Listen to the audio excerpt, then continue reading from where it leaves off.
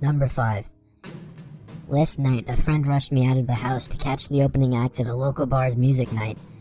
After a few drinks, I realized my phone wasn't in my pocket. I checked the table we were sitting at the bar, the bathrooms, and after no luck, I used my friend's phone to call mine. After 2 rings, someone answered, gave out a low, raspy giggle, and hung up. They didn't answer again. I eventually gave it up as a lost cause and headed home. I found my phone laying on my nightstand, right where I left it. Number 4. When I was a kid, I was always the last kid to get picked up by the bus driver to go to school. One day I was waiting for the bus by myself, and a bus with no kids pulled up. The bus driver smiled and told me to hop on. I just had a bad feeling. I said, "Where are the other kids?" He said, "We will go get them now. Just get on." He got more and more pushy, but didn't do anything crazy. I just kept saying no, and he shrugged and left.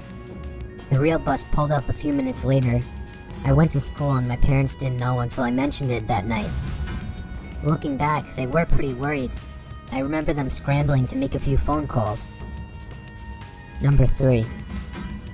A few years back, I rented an apartment from a friend of mine. He had recently bought it and had it completely renovated. He put it up for sale but couldn't find a buyer, so I offered to rent it in the meantime. After moving in, I realized there was something wrong with the lady next door. She was about 45 but looked much older. She would sit up all night listening to Christian radio shows and talking loudly to someone. It got to the point where I couldn't sleep, so I went over to her place and asked her to keep it down. She opened the door and I got a quick peek. Her walls all had crosses painted on them in different colors, and words like Jesus and angels scribbled everywhere. The windows were painted black, letting no light in at all. It was damp, yellow-stained 50-year-old carpets, dog shit, and cockroaches everywhere. No dog, though. I asked her to please keep it down. She just looked at me and shut the door. Then she turned up the radio even louder. The next night I had my girlfriend staying over. I wake up in the middle of the night and see a shadow of a person next to the bed, looking at us sleeping. I think I'm hallucinating, as I usually do in the dark when I'm sleepy. But then, the shadow starts talking. It's my neighbor, and she's holding something in her hand. She broke in during the night, and who knows how long she stood there. "You should lock your doors at night," she says, and walks out.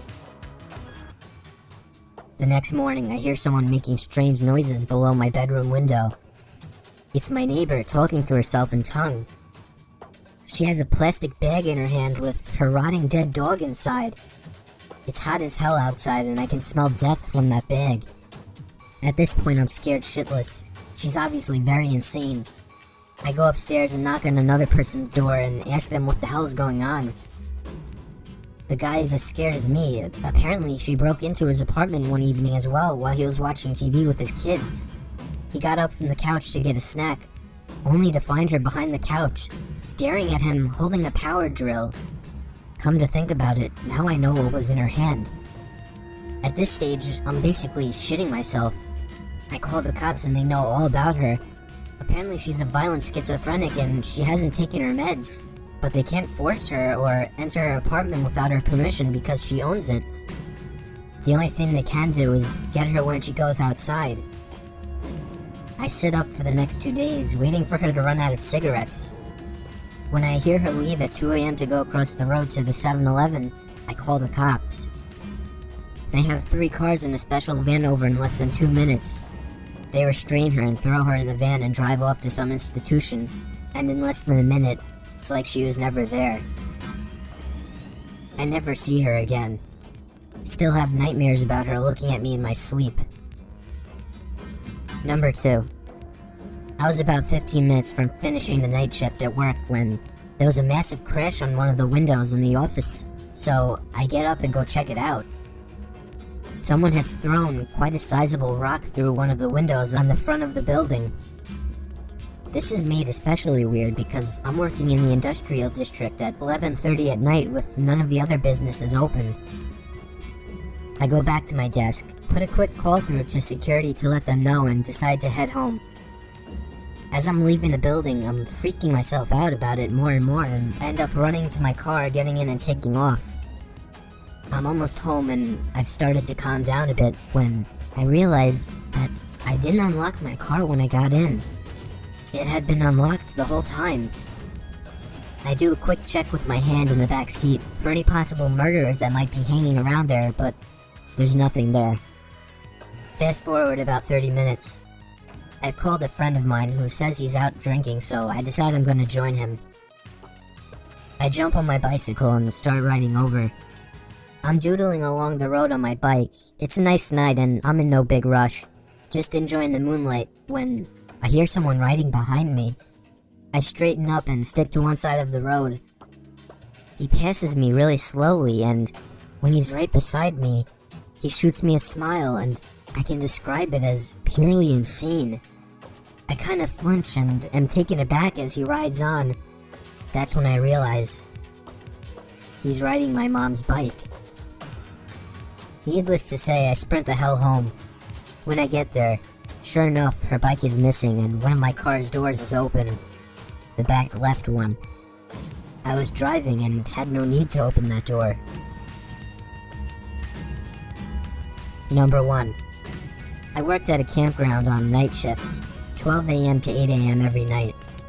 It wasn't bad. I would bring in my PS2 and game a good portion of the night, only having to deal with 1 or 2 people on busy nights. It was just me in this little 8-foot by 8-foot shack, with nothing around but dark all night. My first week there, the other third shift guy who was quitting told me about this payphone a few feet from the shack where I worked. He said it rang every night at 4:17 a.m., just once. It was probably just an automated test call, he guessed. He's never answered it himself. I go for a few months with the job. It was the middle of the summer, so most nights I had the windows closed, so I couldn't hear the payphone go off. Mid-August, I started leaving the windows open during the night. Sure enough, at 4:17 a.m. every morning, the phone would ring once. The ring even sounded creepy, like the payphone was submerged in water and then put where it sat. One night I got up the nerve to answer it. I set an alarm at 4:15 and would go wait at the phone until it rang. When it did, I answered it, but there was no sound, just dead air like someone was on the other line but wasn't answering. I said hello a few times and hung up. I did this every night for a week with the same results. I didn't think anything of it and left it alone after that for about a month. The first week of October, I decided to answer the phone once again. I set my alarm and when the time came, I answered the phone. I repeatedly said hello into the phone. Then I heard what sounded like someone inhaling through clenched teeth. The voice that sounded was rough and sounded like it gargled gravel. He said my name. My complete name. First, middle, and last. It was a voice I've never heard. My voice caught in my throat and I hung up. I rattled some change into the payphone and hit star 69. The number had come from California. I lived in Indiana,